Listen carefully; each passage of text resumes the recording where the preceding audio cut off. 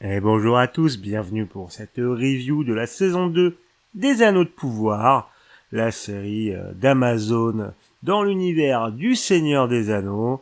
Alors, si vous êtes habitué de la chaîne, vous voyez que j'ai peut-être un peu changé le format, tout ça. Alors oui, aussi bien visuellement que sur le plan un petit peu... j'ai un peu plus préparé, j'ai un peu plus écrit cette review. Alors c'est pas du totalement écrit, ne vous inquiétez pas non plus. Et c'est pas non plus totalement à l'arrache comme ça pouvait l'être avant. Donc j'attends vos retours. N'hésitez pas à vous abonner, à liker si ça vous plaît, à me dire ce que vous en pensez. Et on part tout de suite pour la review.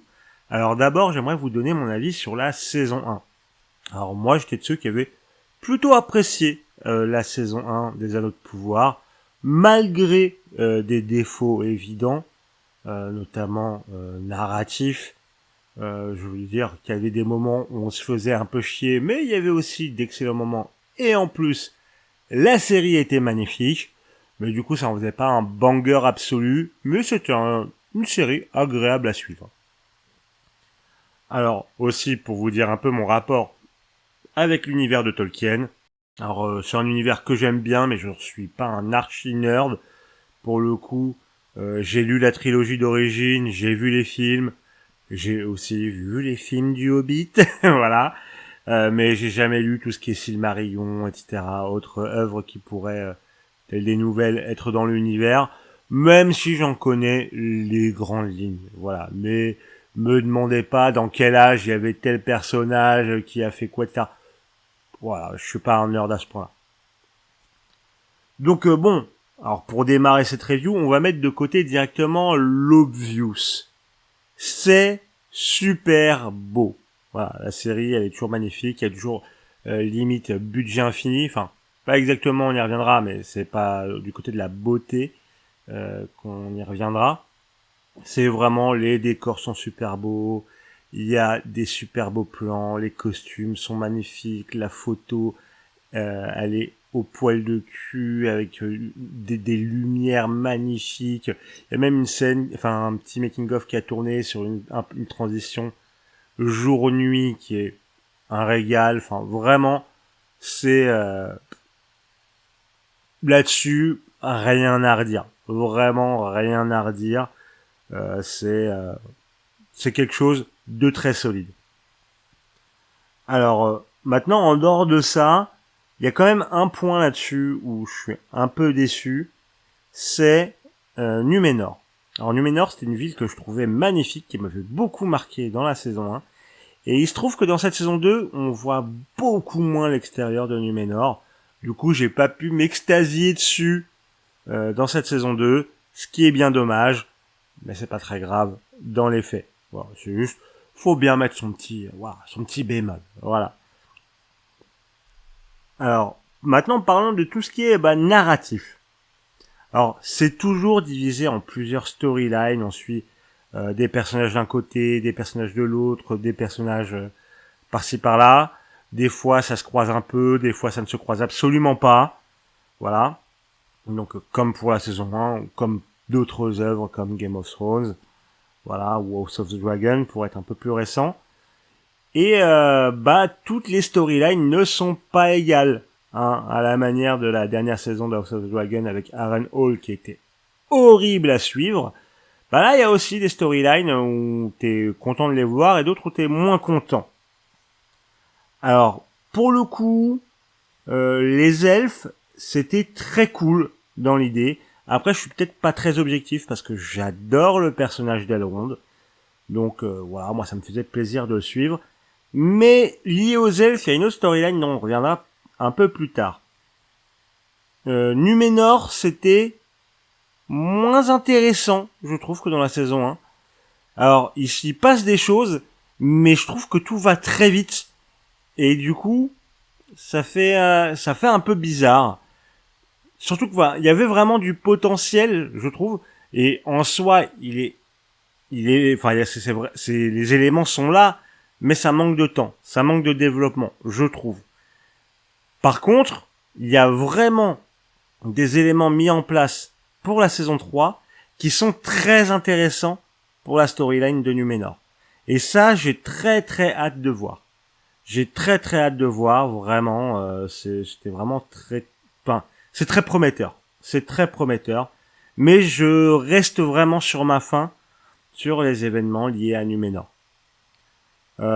Sinon, les nains, j'ai beaucoup aimé la storyline des nains avec Durin fils et Durin père, vraiment l'influence de l'anneau, etc. Bref, il y avait quelque chose. C'était l'une des storylines les plus agréables à suivre de cette saison, je pense.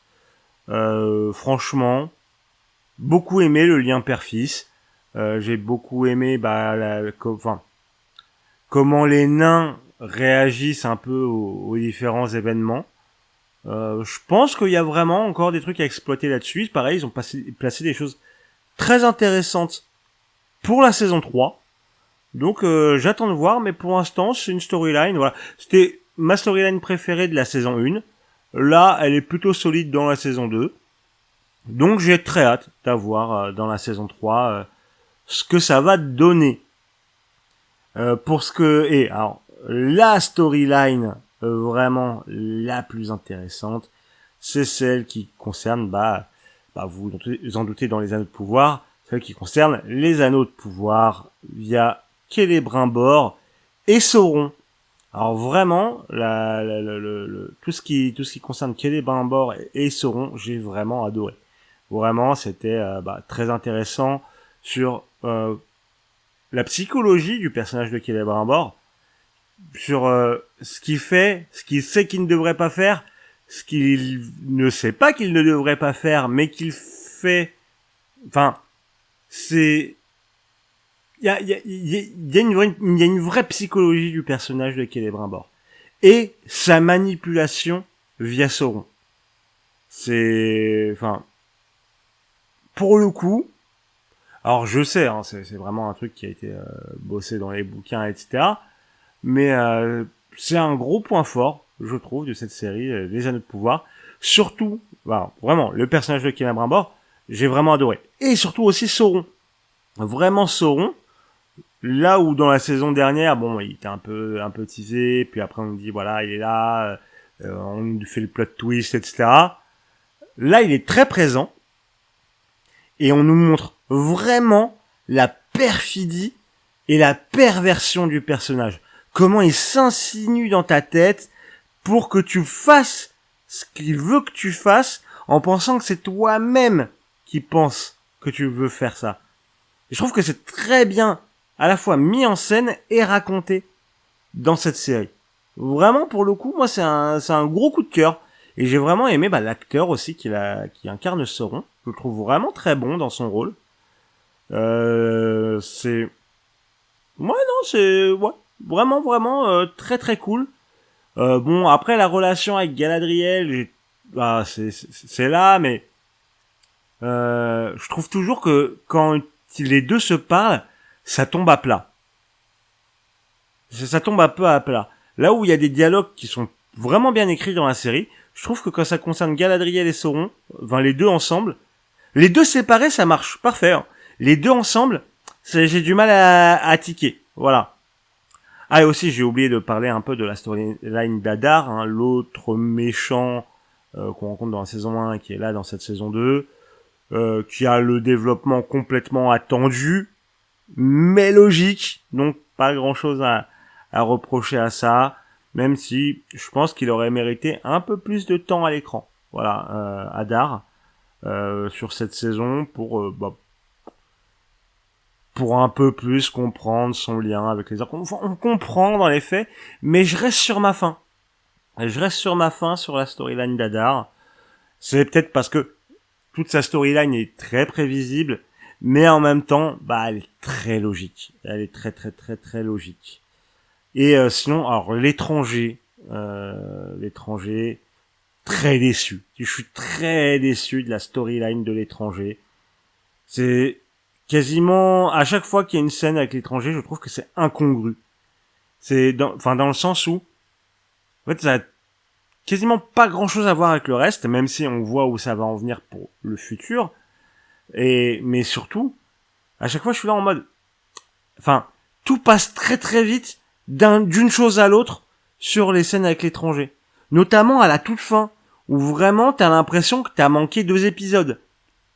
Vraiment, j'ai vraiment eu cette sensation, j'étais en mode, attends, est-ce que je me suis endormi, j'ai manqué des trucs, parce que là, j'ai vraiment l'impression qu'il manque des trucs sur la storyline de l'étranger. Alors c'est dommage qu'il y a des personnages attendus de la saga qui apparaissent dans la storyline de l'étranger, et ça fait plaisir de les voir, c'est vraiment cool, et voilà, j'avais hâte, mais elle est mal racontée, la storyline de l'étranger, je trouve sincèrement.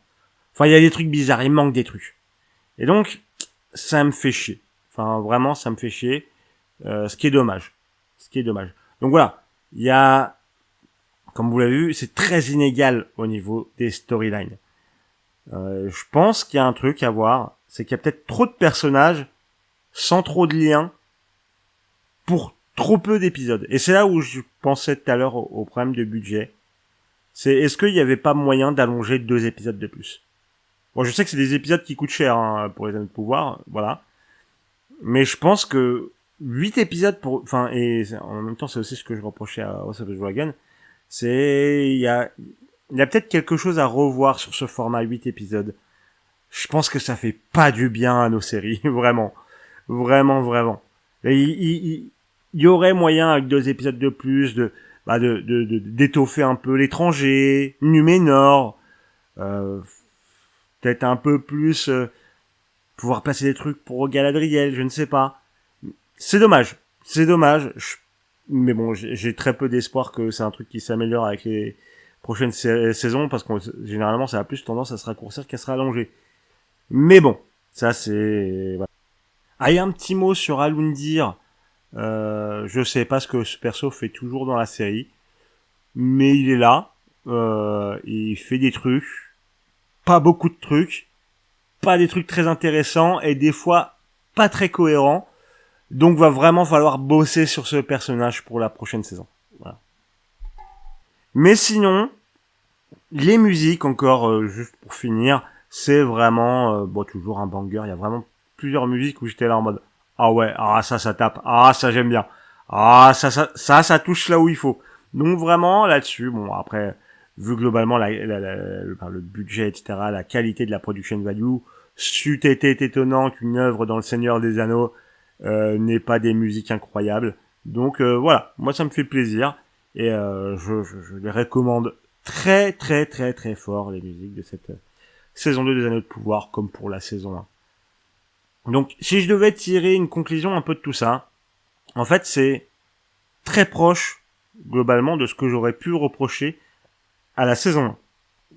C'est voilà, il y a des défauts de storytelling, il y a des moments un petit peu incongrus, il y a des dialogues qui des fois tombent un plat, surtout dans certains cadres, mais à côté il y a quand même des choses très intéressantes. Là je pense vraiment Celebrimbor et Sauron, j'ai vraiment adoré. C'est visuellement incroyable, musicalement incroyable. Là-dessus, il n'y a pas de débat. Mais il y a des choses à améliorer dans cette série. Et là où je dirais qu'elle est certainement un peu meilleure que la saison 1, bah, elle profite à peu près des mêmes forces et faiblesses que la saison 1. Donc, si vous n'avez pas aimé la saison 1, je ne pense pas que vous apprécierez la saison 2. Si vous avez plutôt aimé la saison 1, je pense que vous passerez un très bon moment face à cette saison 2. Ce qui finalement, j'ai envie de dire, c'est s'adresser à son public. Donc, pour moi, ça marche. Voilà. Donc, moi, j'ai plutôt aimé. Moi, je recommande Les Anneaux de Pouvoir. Non, ce n'est pas la meilleure série de l'année, comme pour la saison 1, c'est le cas pour la saison 2. Je sais pas pour la saison 3, hein. Voilà. Mais, comme d'habitude, si vous voyez des gens taper dessus gratuitement, c'est très certainement pour de très mauvaises raisons. Voilà. Donc, c'est là où, voilà, c'est ce que j'avais à dire.